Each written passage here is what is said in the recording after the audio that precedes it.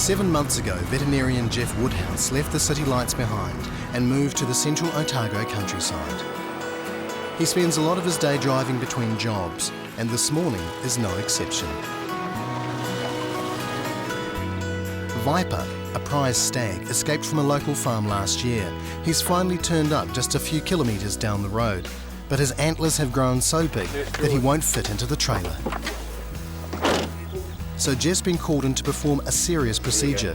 He has to remove the stag's antlers. He took off over the fence, and that was the last we saw him until he turned up down here July last year. We were going to take him home, but we can't get him up the ramp because of the size of his antler. Wow. What a great head. You've done well. We just give him an intramuscular injection of this sedative drug. We'll try and get into his neck muscle and make him nice and sleepy enough for us to go in and just.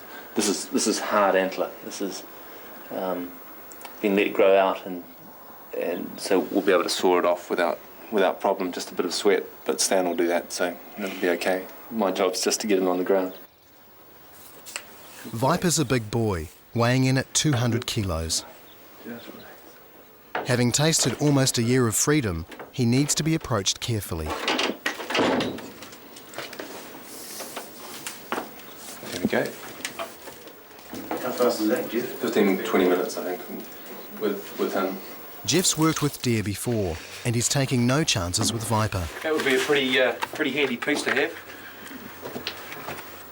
Oh, we just put a helmet on because if there's any movement, you get thrown against the wall, it kind of hurts on the head. These are hard antlers as well, so just standard health and safety.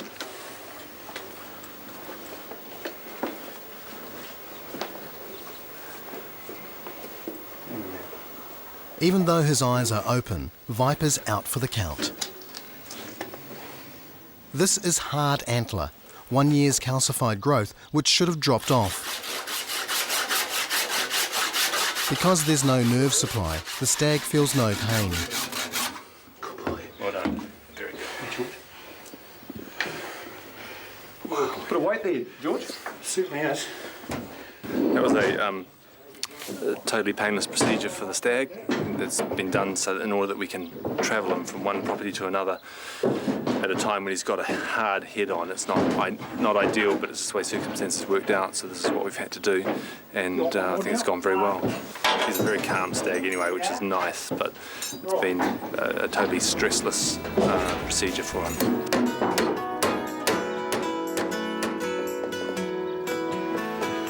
With the trailer safely packed, Viper's big adventure is over, and he's on his way home. For Jeff, it's just the beginning of another interesting day in his new life as a country vet. Back at the clinic, vet Nikki is checking out a bucket of baby hedgehogs. They're going to the local primary school next week, so they have to be tested for ringworm first. So special, aren't they? Nikki scans the babies with an ultraviolet light, which will show up any skin lesions. The little hedgehogs are just a week old and still have their eyes closed. If they get into the tummy, if you tickle the tummy, they usually stretch their feet out and you can grab their feet. Then it's a quick look over for mother hedgehog, Choggy. Usually being the operative word. And she's eating. Is she bright and happy? And that's great. Can you just both hands out now? Both hands. There you go. We certainly can't see any sign of any skin lesions on the babies or on Choggy. As we said, the most common sites are around the face, and you also start to see some spine damage as well. And what we've got is some really great healthy spines and certainly no skin lesions, and then the fluorescent test was also negative, so it's great. I'm happy for them to go off to school. Nobody's seen Diesel all day, and the clinic cat is in trouble. No. He's been missing all morning, and Jeff suspects that he's been exploring in the bush behind the clinic. Although he's back, he's limping badly. Diesel's just come in. We hadn't actually seen him all day. He's just come in looking very weather-beaten and obviously very hungry, and lame on this one leg, on this left leg here, and he just looks like he's been roughed up a bit. The fear is that maybe he's been hit by a car, or I just wonder whether he's been given a once-over by a dog. He might be sore on one leg, but nothing's going to hold him back from tucking into his food. He's not a happy camper, is he? No. There's a little wound here. There? Yeah, just there, just a wee scab. Fortunately for Diesel, his employment contract includes free medical cover. Vets Jeff and Nikki give him a thorough checkup. He has no broken bones, but his left leg is very tender and he looks shattered. Poor little noodle. Nikki gives him anti-inflammatories and starts him on a course of antibiotics. It's obvious to her that Diesel has been scrapping. We can see a number of little wounds here that are highly suspicious of cat fight injury. You can see this sort of redness through the remaining hair, so that indicates we've got some inflammation and quite likely some infection, which is, probably responsible for Diesel's levels of pain and also Diesel's demeanour. This is not Diesel as we know him. He's pretty special to all of us, so I didn't try not to clip too much of his little love heart there. With his wounds patched up, Diesel needs a lie down. Alicia is surprised by her cat's behaviour. He doesn't normally fight. There's been the odd wound every now and again, but I suppose because all male cats are going to defend their territory if they have to. But he was castrated at a young age, so I can't imagine that there's any huge urges there to go around defending his territory. He hates dirt bikes. Diesel is in good hands. The biggest threat he faces now is to his privacy. It's Queenstown School's annual Pet Day.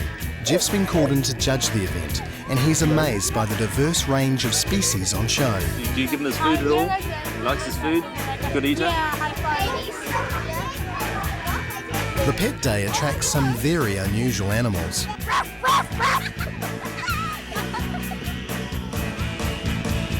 You take Jay for walks.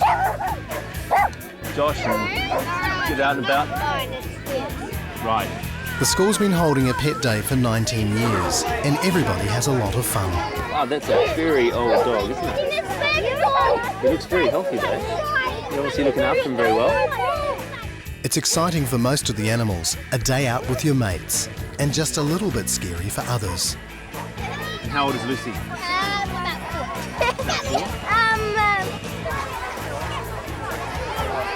With judging over, it's time for Jeff to announce the winners. I have to say I'm absolutely staggered by the number of animals that are here, and also by the incredibly good behaviour that they all seem to be showing. I don't think I've seen anything that came close to claws or tears or teeth today, so I think they've all done very well. It's fantastic to see, and I think it bodes well for the future of the animals in the Wakatipu. While some get prizes, all of the animals are winners today.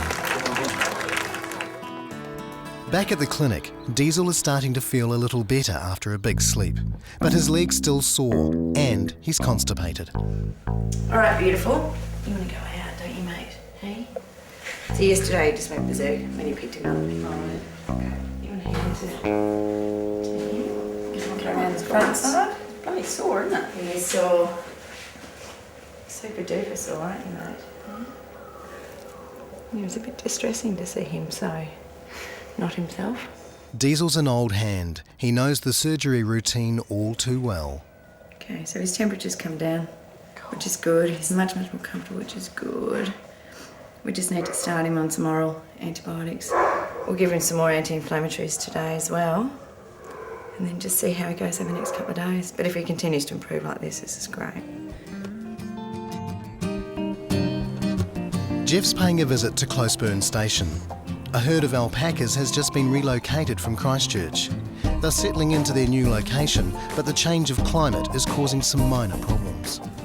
I'm just taking a look at this patchy hair loss and swelling around the muzzle, trying to work out what's likely to be going on.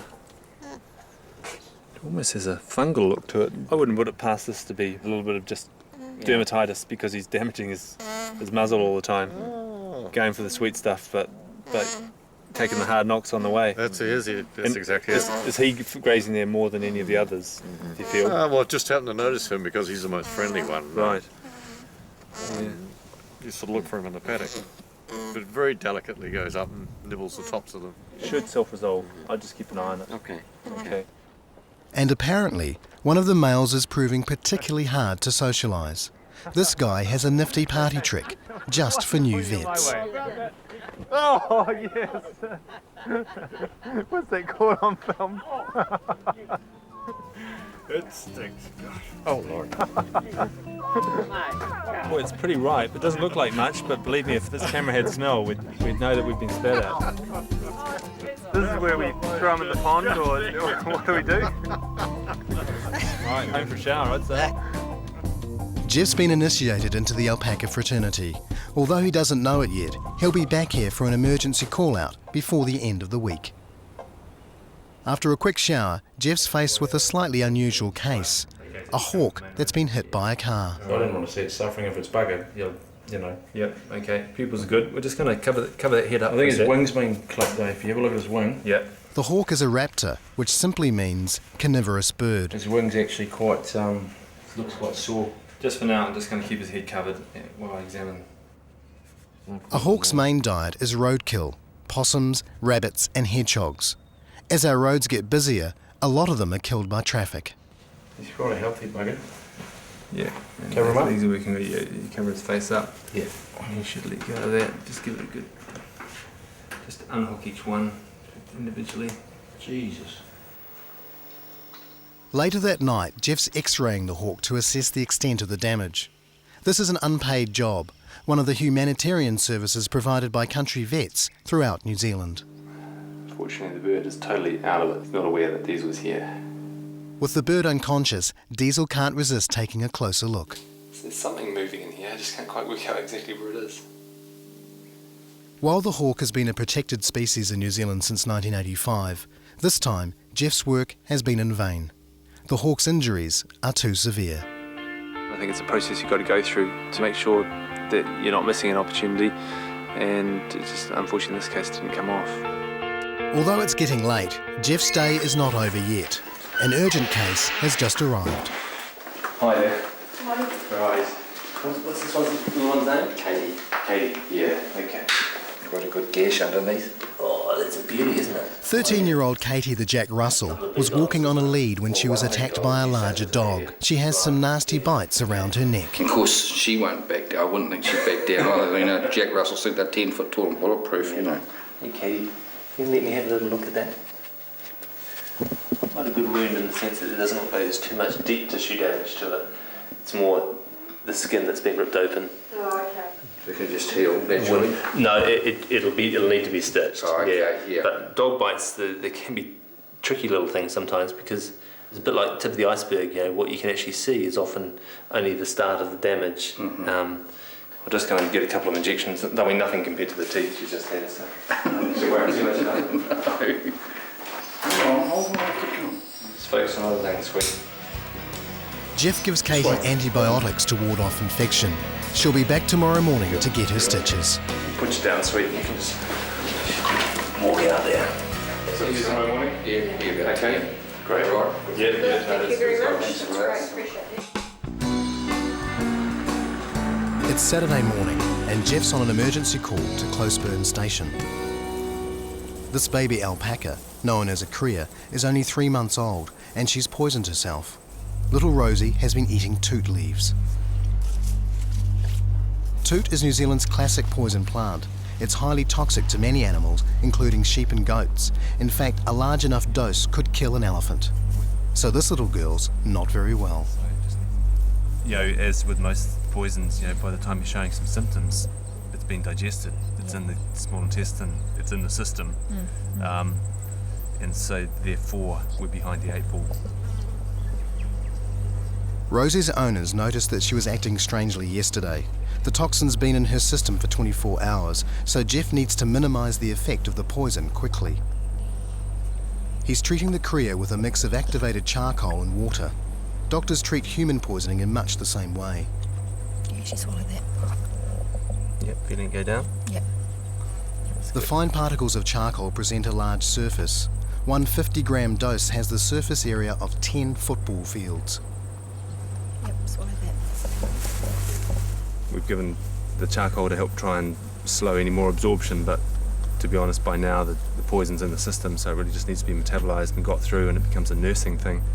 And minimising stress, so we're not going to do any handling, for the rest of the day. We're just going to observe from a distance. Luckily, Rosie only digested a small amount of toot, and she should be feeling a lot better in the morning.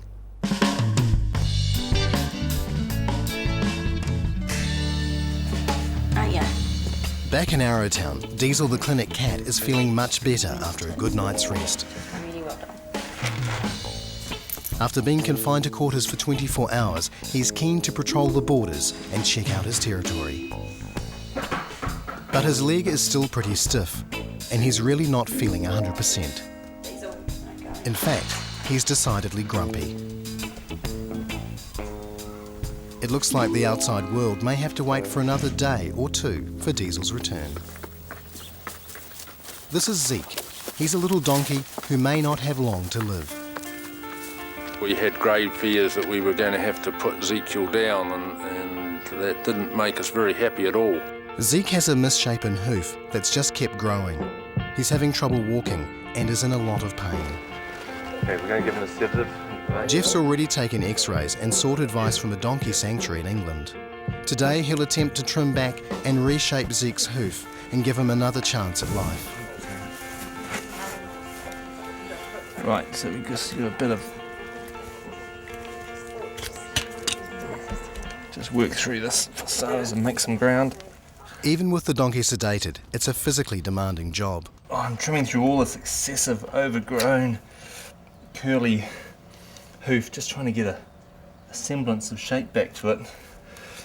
It takes a little bit just so you can sort of see the wood for the trees, really, because there's so much overgrowth here, it's quite hard to get your perspective.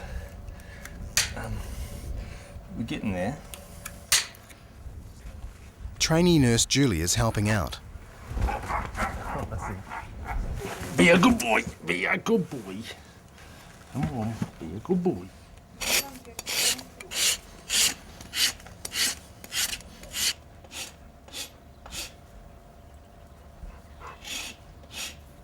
That's going to be the new front of the hoof, this area here, and this is just separated out and it's been hidden under all the new growth over a long period of time. Jeff's done as much as he can for today. So I'm pretty happy with that for a first go, first crack at these feet. We've still got the back ones to do and more work on the front, but I think we'll give them a couple of weeks to get over that and play it by ear, see how much they grow, see what his posture's like, and just give us a bit of direction for the final thrust. With his new hoof, Zeke is guaranteed a longer and happier life. This is yours. Oh, thank you. It's been 312 days.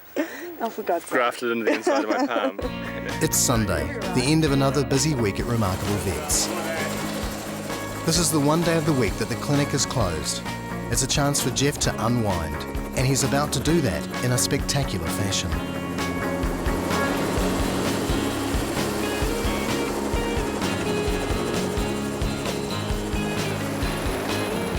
A group of locals have organised a heli bike adventure in the Gibbston Valley. There's a spare seat on the chopper, and Jeff's been invited along. They're going to take a one-way chopper ride to the top of a mountain, and they'll mountain bike down. This is serious mountain biking, not for the faint-hearted.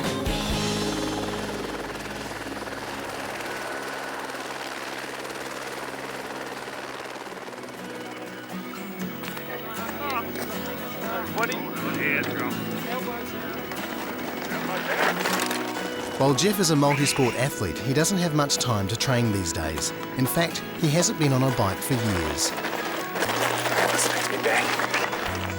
This is one adventure that will test his fitness levels to the max.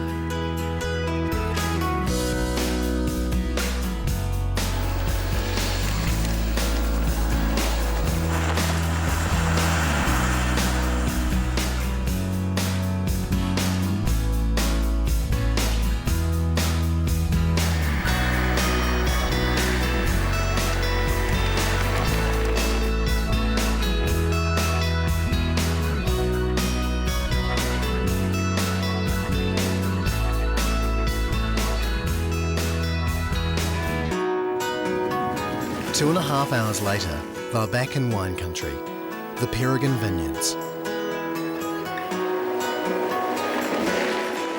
Oh, this is why we live here. Fantastic. It's great to get out again. Anytime. Katie the Jack Russell recovered well from her operation and is keeping away from bigger dogs. Rosie the alpaca is restored to good health and won't touch the toot again. And Diesel is getting back to his normal self. Next week on Remarkable Vets, it's quarantine at the clinic when a deadly virus threatens some new pups. We meet a horse who's seen better days and a little Highland calf who's seriously depressed.